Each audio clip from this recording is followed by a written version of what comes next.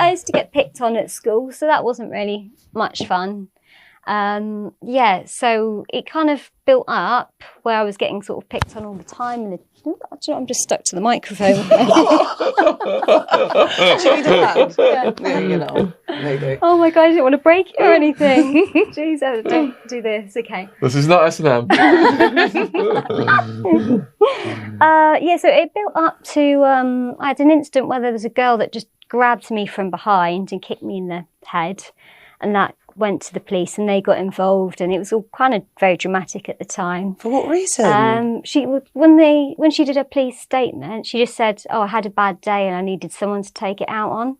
So I just happened to be there, sort of like walking home from school like this because I was quite shy. She's gone, "Oh, she's little," and I'll pick on her.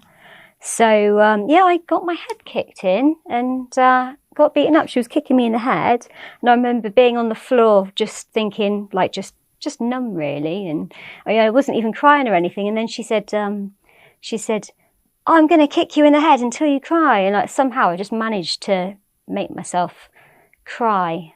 So I just managed to switch it on. God knows how. I guess it was like a survival technique. Really. Of course. Did you have a history with her? No, not at all. I did get bullied at school, but she wasn't part of that group or anything to do with it. So it was just random. And then, funny enough, how all the bullying stopped, I was walking over, we had this like big bridge from one side of the school to the other. I was walking over the bridge and there was this girl called Lindsay. She went to me, I won't say my surname, she went, "Oi, you."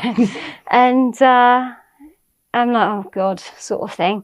So I go to walk away and she kind of like sidesteps, grabs my little coat, I had this little green coat on, pulls it over my head so like I can't see then. I'm like, shit, I can't see. So I'm like flailing doing this, going, "Get off me." Like, and somehow I managed to just like punch her in the face and give her a black eye. So I'm like, oh, I heard her scream and I'm like, oh God, I'm in for it now. She's going to proper beat me up. But she just ran away screaming and crying. And I'm like, whoa, what just happened? So did you have friends then, like a clique that you hung out with at school? I did, but my little group of friends were like all the misfits and all the quite quiet, shy people. So, but I remember that morning after I hit the girl in the face by accident, I went up to. Well, the morning was fine. I kept expecting to be called up and get into trouble. I kept thinking, oh God, something's going to happen. Anyway, after lunch, we had afternoon registration and I sat in my chair and I had this tutor called Miss O. And she went, "Karen, can you come up to the desk, please?" And I was like, shit, here it is. Here we go. I went up to the desk. She said, "Did you hit Lindsay this morning?" And I went, "Yes, miss." And she went, "Good. Now go and sit down." Good on her. Did that set a precedent then with the bullies?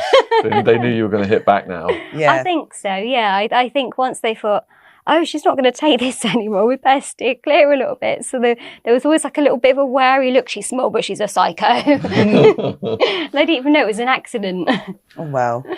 Well done you. What was your relationship like with the lads at the school?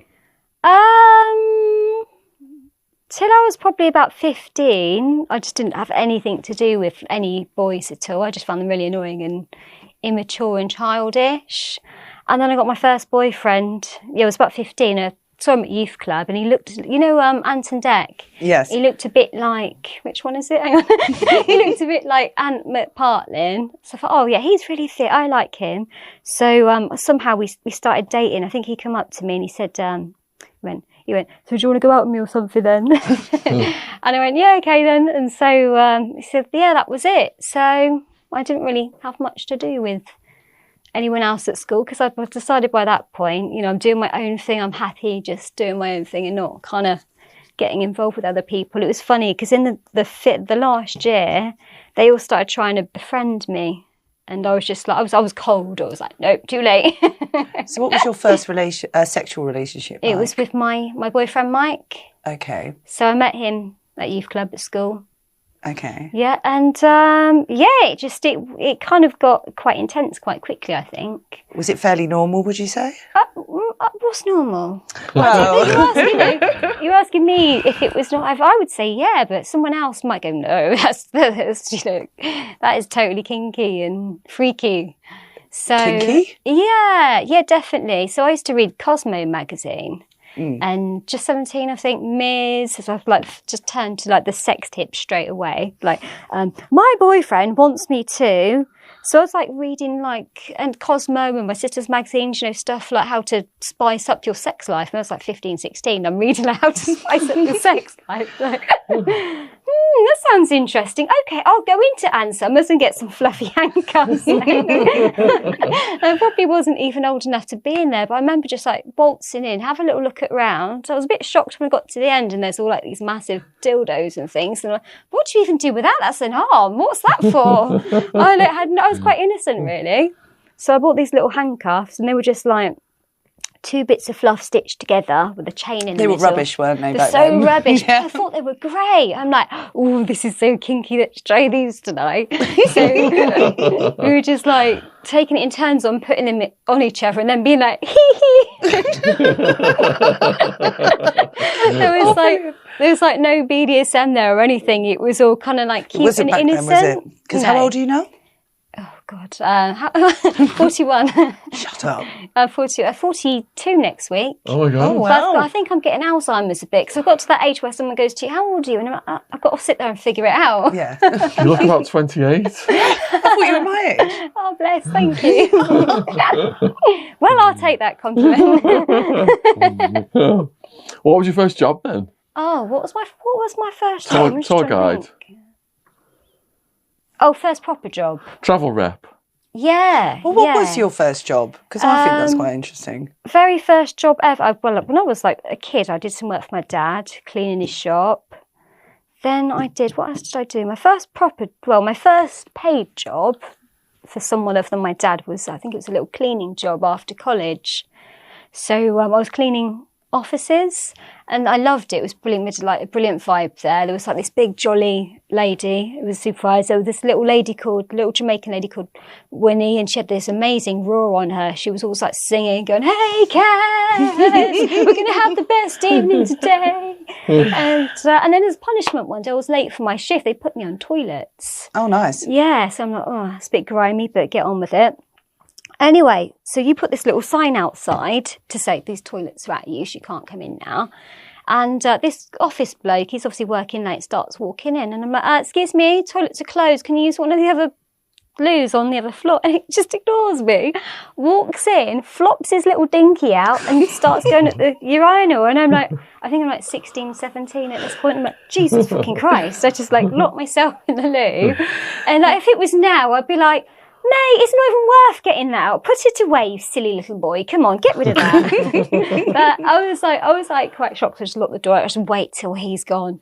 Anyway, so I told my boss, I think they just sent a strongly worded letter around. I didn't see him again after that. So that was good. And then what did I do? What did I do then? Just thinking. So I went to college. Then I was working in co-op and then travel care. And then from there I thought, oh, I like this travel life. I should go and be a holiday rep.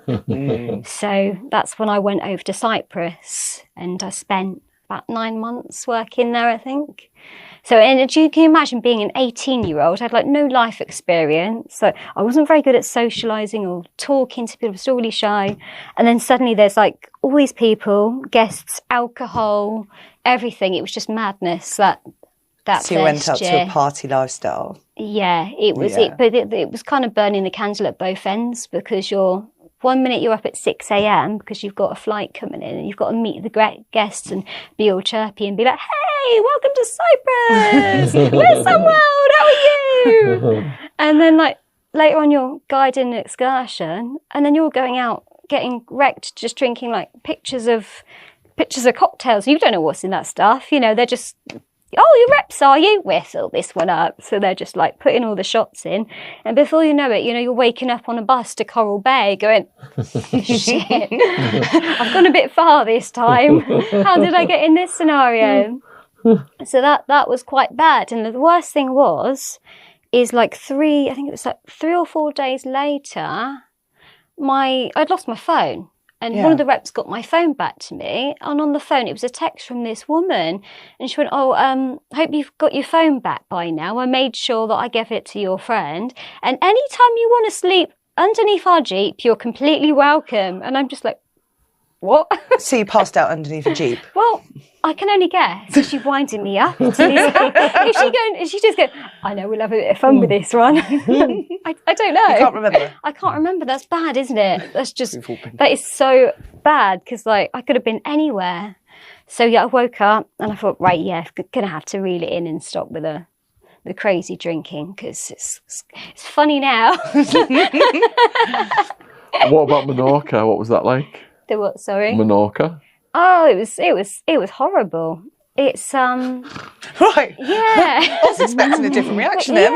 Yeah, I love Cyprus. I think Cyprus is such a brilliant place. So if you go to Menorca, I think there's a place called Callan Forcat, which is, if you're in your 18, 19, 20s, you want to be there because it's busy and, you know, bit of a party lifestyle and stuff. But if you're that age, you don't want to go to Sonbu, which is where I was. So what happened was, the first week they send you out for training, I made all these really cool friends, which were still quite hard for me at the time. And I'm like, yay, I've got friends, this is great.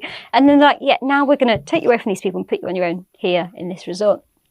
And so the really horrible supervisor there as well, like my family come out, she wouldn't let me see my family. My nan flew all the way out as well. And they were like, no, you can't see your nan, you have to work. And I'm like, I've done all my work, I've done all my reports, I've done all the admin. No.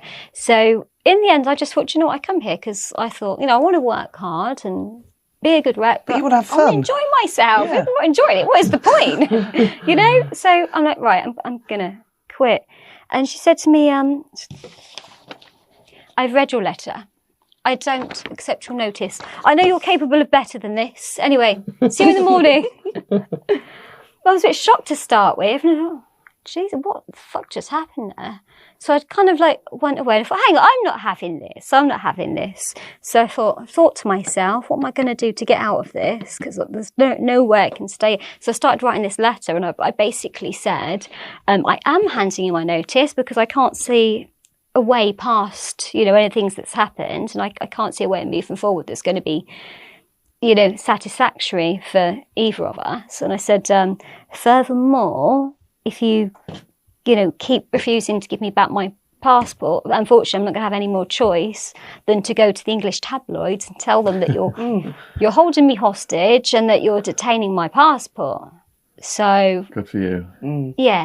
Yeah, so like the next day in the office, it was just like, there's your passport. You need to give us 4 weeks' notice. So that was kind of the end of that one. Did you finish your 4 weeks? Really? Yeah, I did the 4 weeks' notice.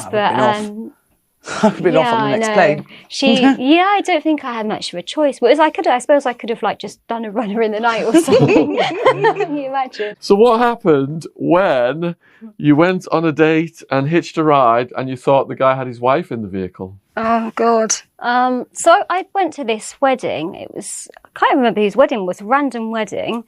And I got chatting to this guy at the wedding, and everyone else was like really quite stuffy, and like, and we just had a laugh. We were just taking the piss out of everything the whole time. And so he said, would you fancy going out afterwards? So I think we went to this club called some cheesy name like Rainbows or something like that. Had a few jars in there. And then we come out and we were like tipsy, but we weren't sort of stupid, falling all over the place or anything. So we were like waiting for a taxi. So we went and sat on this little curb, and this guy pulls up. You can, just to set the scene, right? He's quite a big guy, probably like a few stone overweight, jet black Greek, jet black hair, quite long and a little bit greasy looking, very cool sunshade, sports car, and he's got this beautiful woman like sat next to him in the car. She's got long black hair, red lipstick, like this, very glam looking. And then he's like, oh, I can rubbish at accents. Would you like a lift? Kind of, I'm not going to even try. And so we're sat on the road, and no, it's fine. We're just going to wait for the next taxi. Don't worry about it. And then this guy's like, it's okay. In Greece, we cannot let you just sit there by the road. We have to take you. We're being hospitable. But no, honestly, it's okay. It's okay. We like the fresh air anyway. So this guy is going on and on and on. And then his wife in the end is like, oh, come on, join us. It's okay. We take you home. It takes 5 minutes. So stupidly, we got in the guy's car. And then like, after about 2 minutes, he was going, oh, I am Christos. My father, also called Christos, I built my own house. He built his house before me. You know, you get the bit of story, they reel you in, don't they? You go, oh, that's nice. Yes, I'm very proud of my house. You should see it. So I was like, yeah, maybe one day. Bit weird. Yeah, I take you there. Oh, shit, it just gets worse. So we're like, no. Just, honestly, we don't want to put you out. You don't have to take it. Yes, I take you there. We have a quick drink. It's okay. You come with us. So by this point, we just look at each other. We're like, oh, shit. So we're going to this guy's house then by the looks of it. So we get to his house and it's lovely little, like, villa. And I'm thinking, oh, do you know what? Actually, this isn't too bad. He's probably just nice. He's a bit lonely, maybe. Wants a bit of company. So we sit down. He's like, I make you a drink. I make you relaxed and all this kind of stuff. So Chris goes off into the kitchen with Christos. I'm sat here with this Russian lady. And I start trying to make conversation. And, oh, well, how did you guys meet then? And she's like, oh, about an hour ago. And I'm like, huh? Right. What? So it only turns out that she's a Russian prostitute and he's just picked her up and then got us in the car as well. And then I'm like, I just don't know how to react to this situation. So I was just kind of sat there. And then this Chris comes back through and he says to me, we need to get out of here. We need to get out. And I'm like, what's wrong? What happened? He's like, he wants to swap. Bearing in mind, I'm like 18 years of age. Wow. I've never swapped in my life. Or done many things by that, you know. So we're like, shit. I started panicking. My heart was just racing. Is he going to axe murder us? Does he want to go on me or the other guy? Or I don't know what's going to happen. So my mind's just reeling. And then so he's like, what should we do? Should we make a run for the door? I'm like, no, because it's all the way down I said, I think there's a window in the bathroom, right? So let's go out the bathroom. So he went, do you want to go first? And I'll keep him talking. Right, no, we've got to do this together. You might axe murder you if I leave you behind. So I just grabbed his arm, ran to the toilet, and you know, like every second when you're in a hurry feels like an hour, doesn't it? And you're like, come on, trying to get the window, come on. And it was probably like 4 or 5 seconds, but it felt like about 10 minutes. So eventually this window comes up. I literally think I just threw myself for it head first. He followed me and we started rolling down the hill, picked ourselves up and we just legged it for about like 10 minutes until we couldn't run anymore and we're out of breath. And then we just collapsed into fits of giggles because we'd like made it out safely. It's like out of a movie. Yeah, it was nuts. And then by the time we got back, we were in Polis. We had to walk all the way from Polis to Paphos. So by the time we got to Paphos, it was bloody light. Wow. Yeah, and then we stopped for McDonald's as well. And normally I just will not eat McDonald's because it's not my kind of thing. But I'm like, yeah, I'm so hungry. Let's go in there and get a burger. Well, after all that running, yeah. Yeah. We were just like, ugh. What happened when you took the lad to the hotel swimming pool? Yeah, so we had this rule. When you become a holiday rep, they give you all these rules of like what you can do, what you're not allowed to do. So one of the rules was like, I think it was saying like you can't sleep with your own guests, right? Because obviously that's a conflict of interest, isn't it? But they said that you can sleep with other people's guests. So people used to, like JMC people would sleep with Thompson's guests. So that was the loophole? Yeah. Basically, That's ridiculous. It's weird, isn't it? I mean, really, to be professional, you shouldn't be sleeping with anyone's guests, but it was kind of like... Well, there was a loophole at least. Yeah, and people just... Yeah, so what happened is like you'd end up hanging out with other people's guests that you'd get chatting to in the nightclub, and you go, oh, the first thing you'd always say to them, you go, who are you holidaying with then? And if they said like some world, you'd go, well, I hope you have a lovely evening. If they said Thompson's, you'd be like, oh, okay, great, we can talk. So this, I got chatting to this guy, and he was like, oh, do you know anywhere cool to go after this? And I'm like, I think I was a bit drunk. I was like, yeah, I know all the great places to go. Just follow me. Do you fancy a swim? And I took him to this like hotel. It wasn't one of my hotels. Again, that would be foolish. It was one of the other tour companies, but we kind of sort of knew all the hotels. And so there was this gorgeous swimming pool there with LEDs. So we just went and had a swim in this pool. We were like giggling. Like, naked? I think we probably were, or like at least like very skinny dipping. Scantily, yeah, and we were like just giggling, like we're very, very naughty and stuff. And then we then decided to go inside and get a little bit, naughty. And I think we're having a snog or something. And then basically we heard this guy with a trolley. It was like the waiting staff setting up all the dining tables for the next day. And we were like, shit. And I'm thinking, I'm a rep. If I get caught in this hotel, but even though it's not one of my hotels, I'm still going to be in massive shit. I'm like a state of undress, soaking wet. So I'm like, I just grabbed this, I'm like, under the tablecloth. So yeah, it was a bit like this actually. Yeah, it's like a big round dining table with a tablecloth nearly to the floor. So we're like under the tablecloth, and we just had to put my hand over his mouth as well. We try not to giggle, so like quite drunk and giggling. And then like on this, we heard the wheels just going and just moving away. We're like, right. Let's make a runner for it now. We just legged it out of this hotel. So that's another one I got away with. Wow. Well done you. So what did you do when you came back from all this holiday tourism stuff? Well, sorry, can I just have a sip of water? Help yourself. But it's got a little bit dry. If you would like the pressure under the lights. Check KAZ's books out. They are Dreaming in the Dark and Sordid Secrets. If you want to go on her Twitter, she is at KAZ, KAZBXX. That's me. So, yeah, after uni, the first thing I did, I thought, well... Sorry, it says Legoland on here, sorry. So I just jumped ahead like about 4 years there, didn't I? Because where were we there? Mallorca was awful. Thames Water was one of the things. Yeah, that was it. Yeah. What were you going to say? Left uni, Legoland. Yeah. I love Legoland. It's great, isn't it? It's amazing. I was there the other week with my nephews, not my own. Not such like a cool place. So, but yeah, I think I worked... that was before. That was after uni. So before uni, I worked in Thames Water, and my job was literally like they'd phone up and I go, "Can I put you through to sewage or leakage?" And that was literally it. I had no responsibility or power to solve anything or do anything else.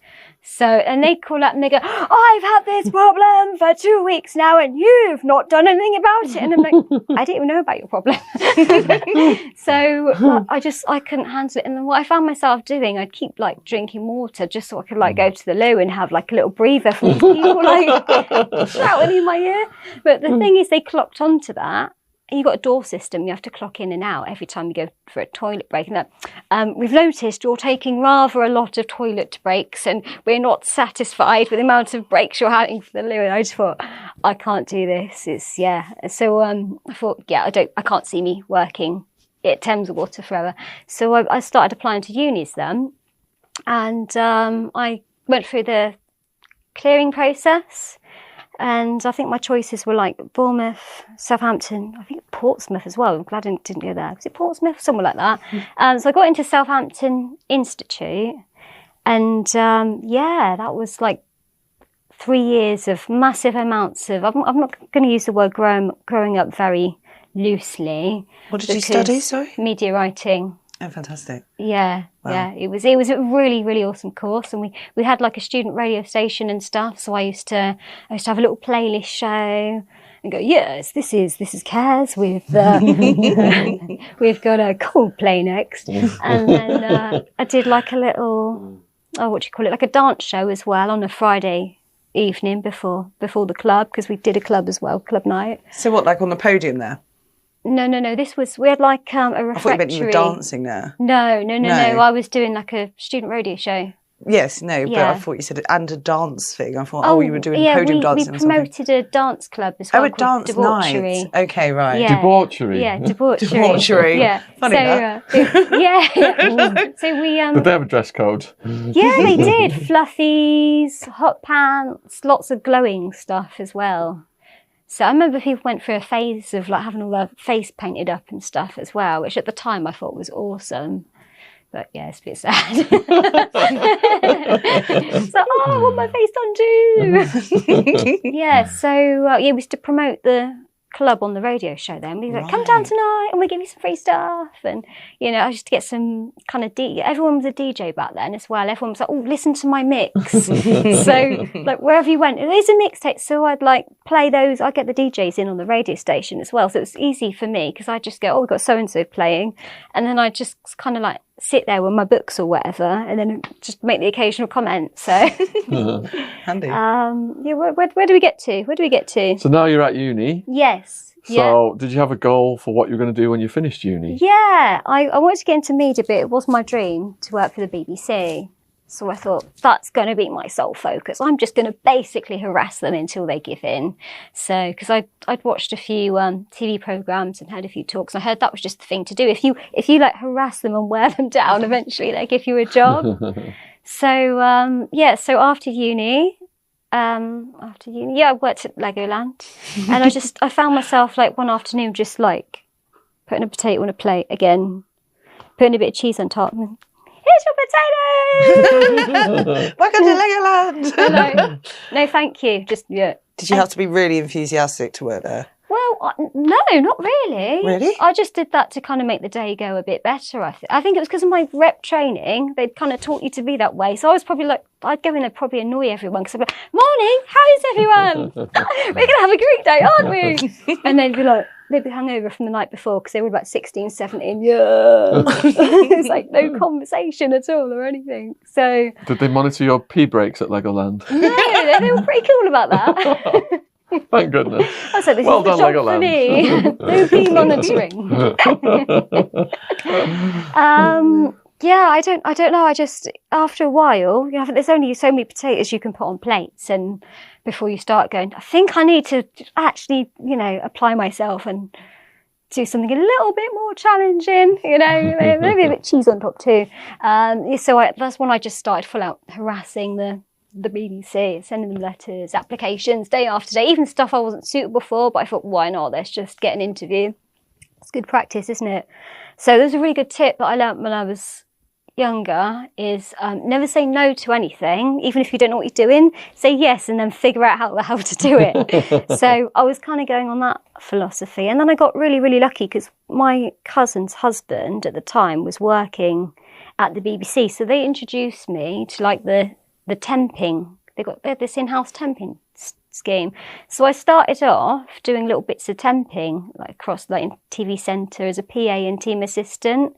So that gave me some experience of working at the BBC, and just learning how they work and do things. And then like from doing that and kind of, they always like to employ people that have already done stuff with them already. So that gave me a little bit of a foot up then. I just got really lucky, to be honest. And I wore them down a bit. And so they gave me a job, and where was I working? First one was just down the road in Caversham in Reading. So I was working for BBC 5 Live.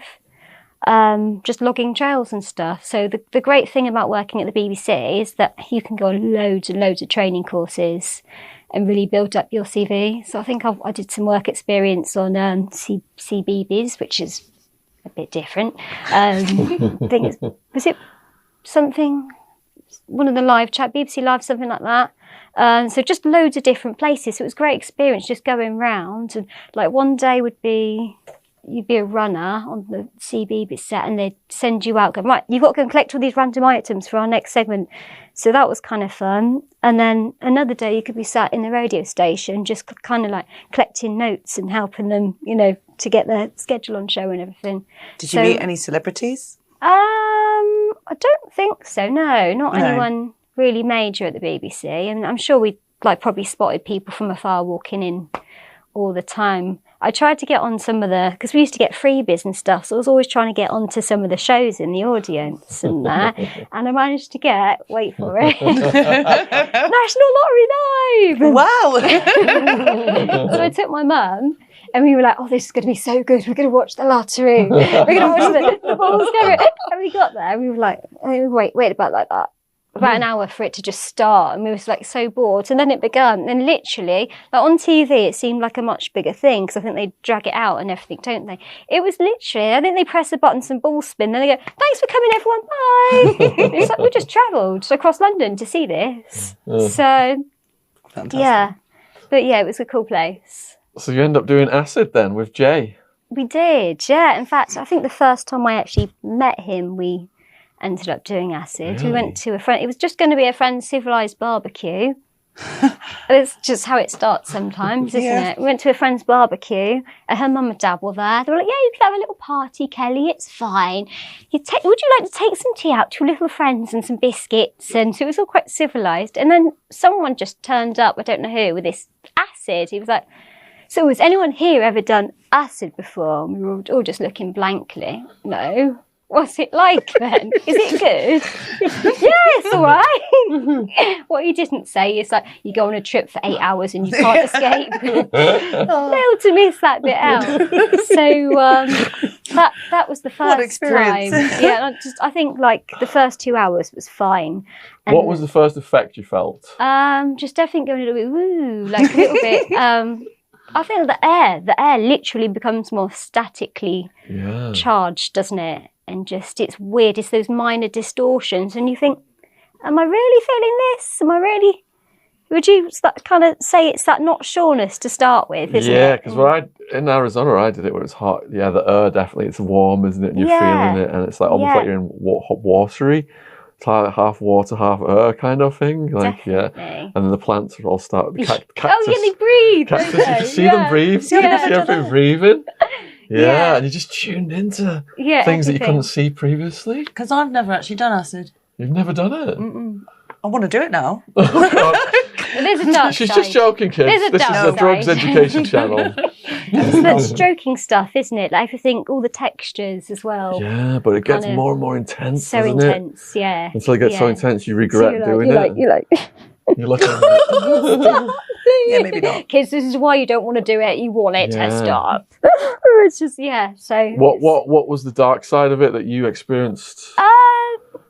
Any negative visuals? Probably, I'd say like the second time I did it was probably the side I had a bit of negativity. Because it all started off fun and...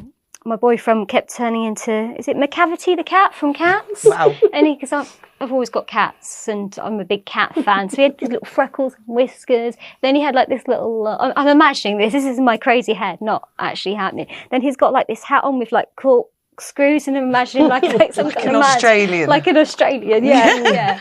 So, and then he's going to me, is there anyone else here at this party? And I'm like, hang on, I thought it was our house. What? We're at a party.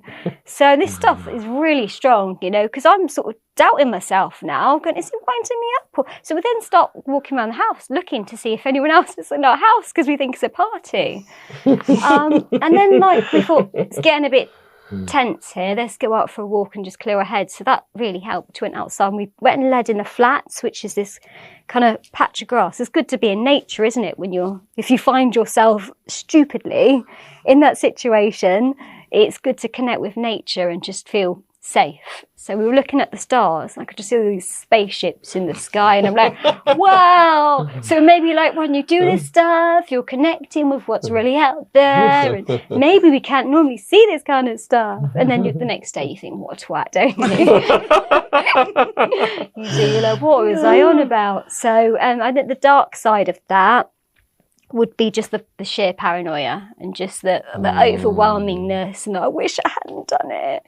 It's horrible. Yeah, the calm down and everything. Yeah. So you then moved into a flat in East London with him, didn't you? Yeah. So that's when it started to get a little bit... So I started working on TVX, I think Sport Babes, Triple X. So you're looking blank. So basically, it's a TV show, and you have all these different girls on a bed, and then you pick up your phone, and you're like, "Hey, ring me!" And then they have station. to, that's it. And so they have to call into. They can call into the show if they want and speak to someone. So I was doing that, and then I was doing photo shoots, like modelling, panty fetish, all kinds of different things. So I was quite into, I'm actually kind of getting somewhere here. And it was quite good money. So I'd left the BBC by this point to do this full time. So how did you find that job opportunity? Where did it come from? I was already doing a little bit of modelling on the side, basically. So I had a couple of things come at me at once. One I went to like an adult networking party. So I met loads of people there. But also there was this agent called Tim, and he used to work directly with the sport. So he saw me on this website called Netmodel, basically said, we've got some vacancies that we want to fill. Do you want to come and do it? And I'm like, shit. Okay, I'll try it. So that's how I can't believe, like, 'cause I know how shy I was back then. I can't believe that I even ended up going on that show. But yes, that's how that. Once you got through the pain barrier of your shyness, did you find it a different level then, psychologically? Did you just embrace it? So what do you mean by... So like, okay, so you said you were shy. Yeah. So the first time you do something like that, it must have been quite intimidating. Gotcha. Yeah. Could you take us through that? Yeah. And what was going through your mind, how it felt, and then how you toughened up? Yeah. To feel comfortable, Yeah, I think it's just a feeling the whole time of like, oh my God, what the hell have you done? You're so out of your depth. You haven't got a clue. So it's kind of like on one shoulder, you've got that little horrible demon that's going, you're rubbish, you're going to mess it all up. And then on the other shoulder, they're going, don't listen to them, they're full of shit. They tell you bad stuff all the time. Does it ever happen? No. So it's kind of listening to those different voices and trying to tune that little bratty one out. Get off, get away from me. And so like even like the producer said to me on my first night, I think I was on Live XXX, and all the girls were being all saucy, like, ooh, like that. And I was just like on the phone, hi. And she said, hold on, let's set the stage. You're all on a bed, are you, with a phone or something? Yeah. In your pants. Dressed scantily, I imagine. Yeah. On a bed. In your pants. How many women are on the bed? I think there's 3 of us that night. And people call into this show. Yeah. And what did they say to you? It's quite funny because I had a couple of ones that they were just like knocking one out quite clearly on the phone when they're talking. Oh, I like what you're wearing. Then I had some guy call me up and he just started talking to me about art galleries and his favourite paintings, and I didn't have a clue about any of that kind of stuff, but I just sort of humoured him and asked him questions and keep him busy. Yeah. And then the producer went to me, Kaz, you look like you're on the phone to your mum. Can you just try and be sexier, please? So yeah, I think it was just a case of fake it till you make it, really. Just try and copy what they were doing. Did you get any horrible calls? Probably not on the channels. No. I think they were used to like it was mainly regulars and people that would phone in, or people a bit kind of, they'd had a few drinks and they were like, oh, I'm going to call in the station kind of thing. So, I mean, the only bad one I had was on webcam, which was a bit upsetting. I just had this like horrible, dirty bastard, because they can email you and ask you for like role play scenarios and fetishes. So they might say, for example, right, so I want to come on the webcam and I'll already be dressed up, and then you tell me I'm a dirty little boy and do this to me. So you're like, yeah, fine. This guy, he messaged me. It was like, well, I want you to pretend to be like my 5-year-old daughter, and that I'm going to rape you. And I'm like, so I'm like, you're a disgusting person. I'm going to call the police. So I just reported him to the site immediately, and his account was gone then. So I think they got rid of him, and I don't know if they called the police or not. Hopefully they did. But yeah, generally it's fine. So doing this stuff then on the bed, did you just grow more confident over time at it?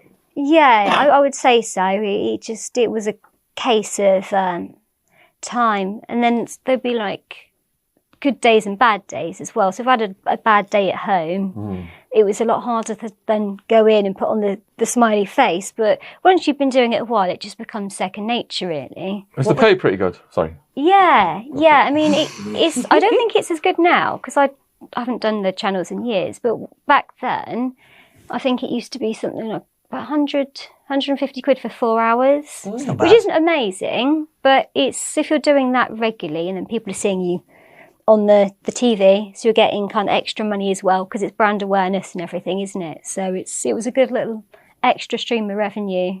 And was your bloke okay with you doing this? The guy then, he liked it. He liked the fact that I was doing that. And to be honest, he was too much that way though, because he was a bit of a porn addict.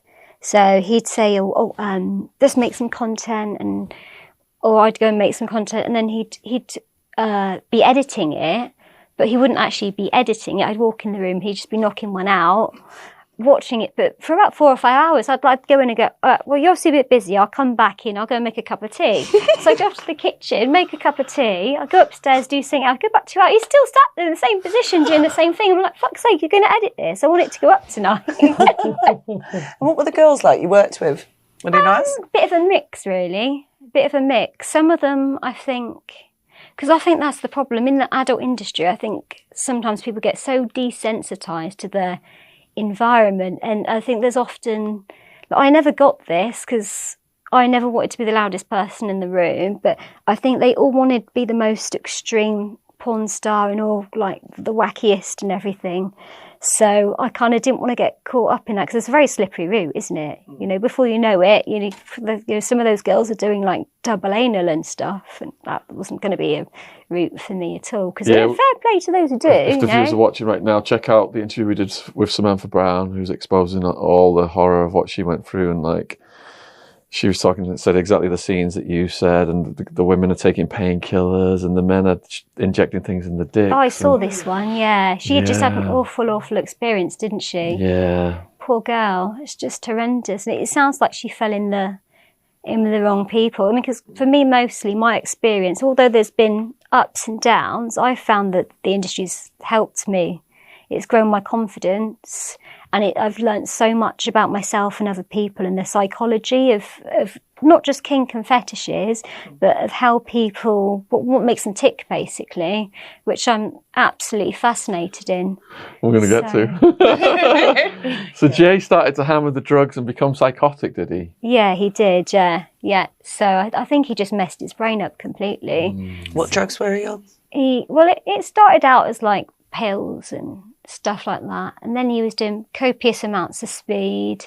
Then he started ordering just all these random, at the time they had like research chemicals and stuff, so he was taking loads of those. What, like MCAT, is it? Yeah, but loads of variations of that, basically. Like anything he'd get his hands on, he'd take. If there was a pile of soot on the floor and you told him it would give him a nice trip, he'd take it. It was that bad.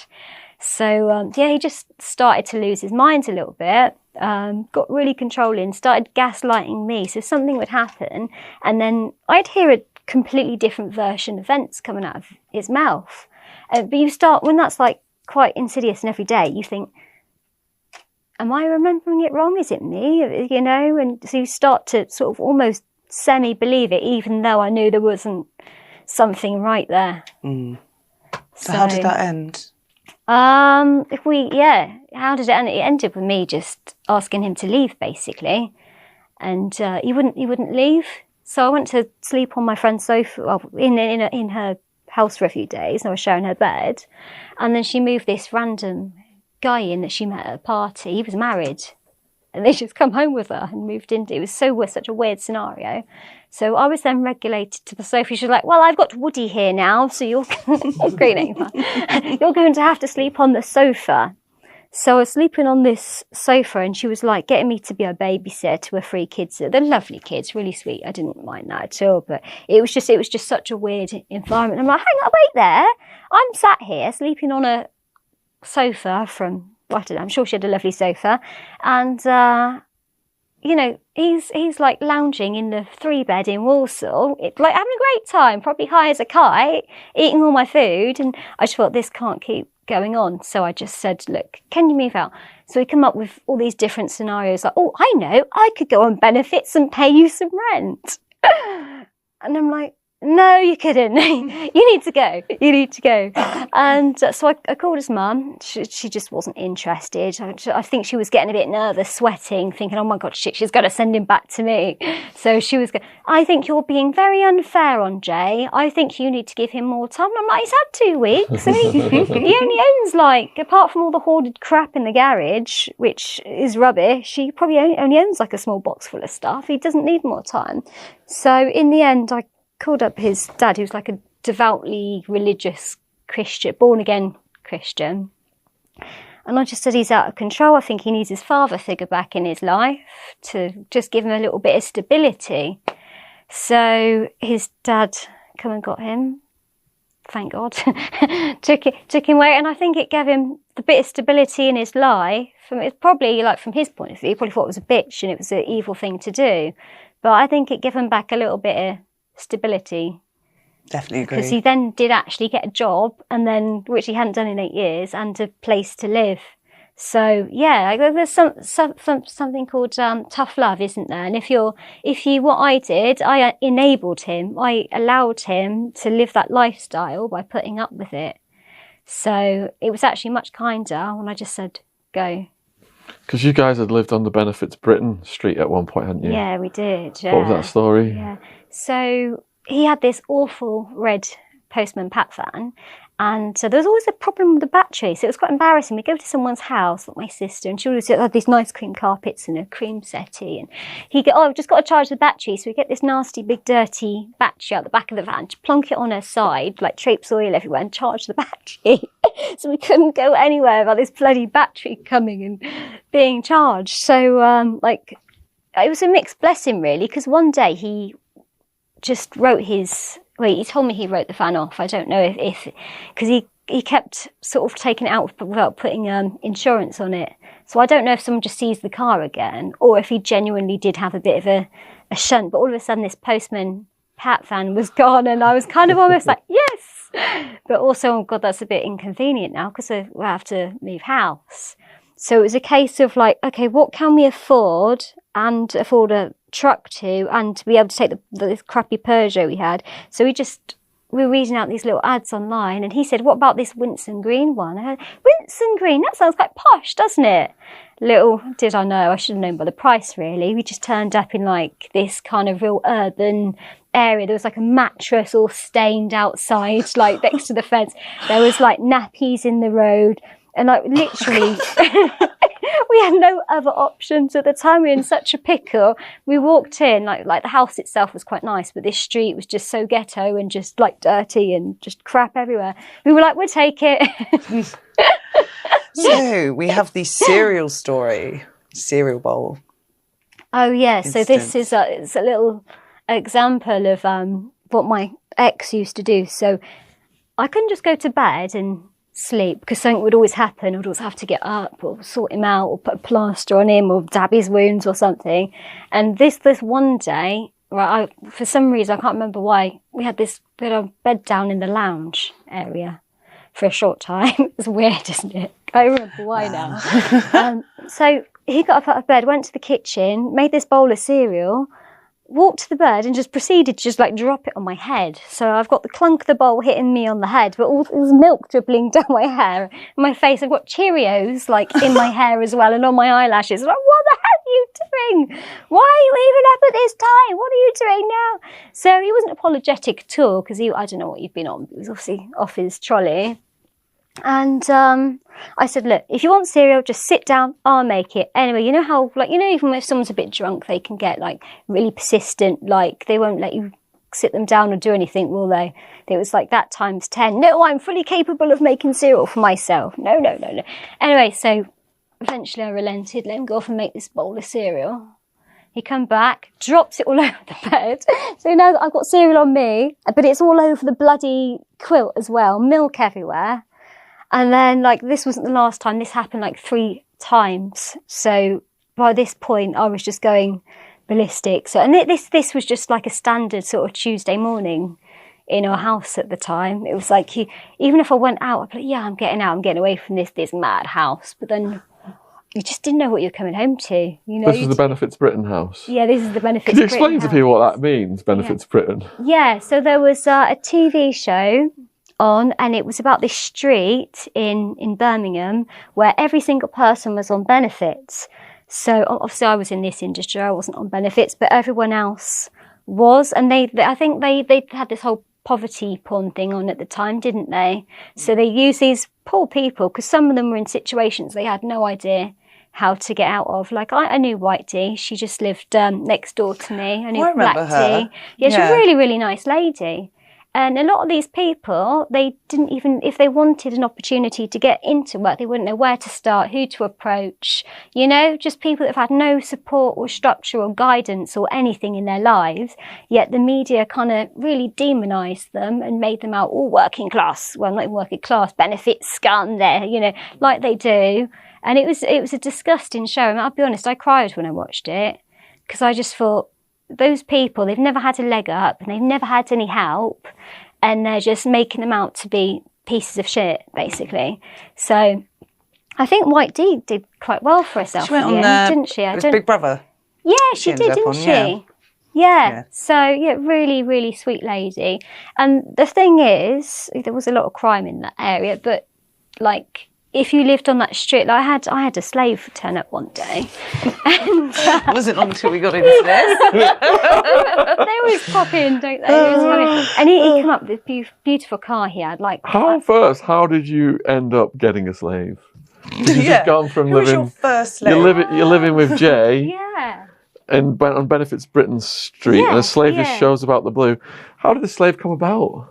So I was trying to think of the quickest way to tell it because all my stories are so convoluted. I was working on the channels. We like long stories. Just take your time. Okay. Yeah. So I was working on the TV channels, and my agent, they decided to start paying him directly, basically, instead of me to save tax. It was a tax, what do you call it? Tax thingy. When you say they, you're saying that the viewers... Babes. No, Sport Babes, the company who employed me. The company? Yeah. Paid your agent directly instead of you directly? Yeah, they've been paying me. All of a sudden, without my permission, they said, something to do with... Because he's a limited company, we're paid to him. Anyway, he never paid me. Right? So then I had this other company... I think it was, what was it, Babe World or Babe Watch or one of those. Anyway, I started working with them, and they were a few weeks late to pay me as well. And I thought, I need to pay my rent. I can't do it like this. So around that time, webcam had kind of started to become like quite a popular thing. So I thought, well, I'm going to have a go at this. And then I kind of realised quite quickly, hang on, I'm sat in my own lounge, doing what the hell I want. I don't have to travel, I don't have to commute. I can just speak to these people via a webcam. If I don't like them, I can block them or kick them out the room if they're idiots. And, you know, you can earn more probably in 2 hours than I would in a whole evening. So I started doing that. So over time, you kind of you get to know your regulars, and they come back at the same time and they go, oh yeah, we played last week, didn't we? So this week, what I thought we could do, or you might tell them to do something as well. So I started growing as a mistress online first, really, before I did real time. And then I had Jay, who he was just like so kinky and deviant. You could just ask him to do anything and he'd be like, yeah, I'll do that. me. So are you saying you're growing as a webcam mistress? Yeah. This is all just online, not meeting people? Yeah, so it was just online to start. And Jay got involved. Gotcha. And he would get involved, so I'd do stuff to him sometimes. So we'd like to see you spank someone. So you'd be like, yeah, I'll do it. So you'd spank Jay? I'd spank him, bent over getting a spanking. So it kind of... Just with your hand or with instruments? Well, yeah, to start with it was a hand, then I think a hairbrush. An old slipper. Yeah. Slippers are quite good, isn't it? I love it. Do you know these little sea shoes? The little sea shoes. Sea shoes? Yeah, they're like little rubber-soled shoes. Oh, that you wear in the sea. Those are brilliant for spanking. What are sea shoes? Yeah. Like pumps? Little rubber pumps you wear in the sea or in the swimming pool. Okay. Yeah. So you don't stand on the rocks. Right. You got any of those, James? Got any sea shoes? Oh, brilliant. What was your favourite instrument, bar sea shoes? What to hit Jay with? To pummel his backside with? Oh, well, we went down to B&Q actually.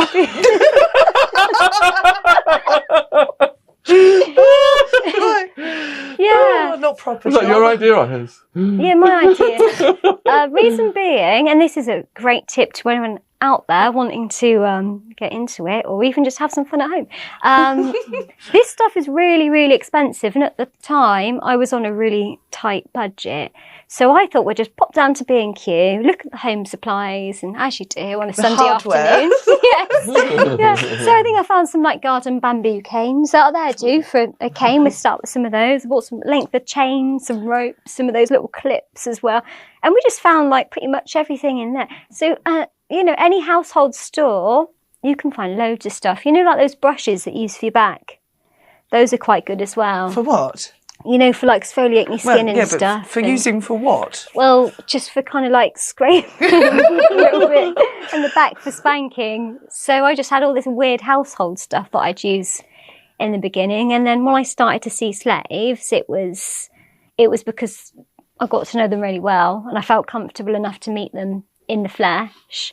And then they started buying me bits of equipment then. So I had started to build up the serious kit, which was good. Did you have quite a big kit? Yes. Or do you have quite a big kit? Yeah, I do. Yeah, most of it's in my mum's garage.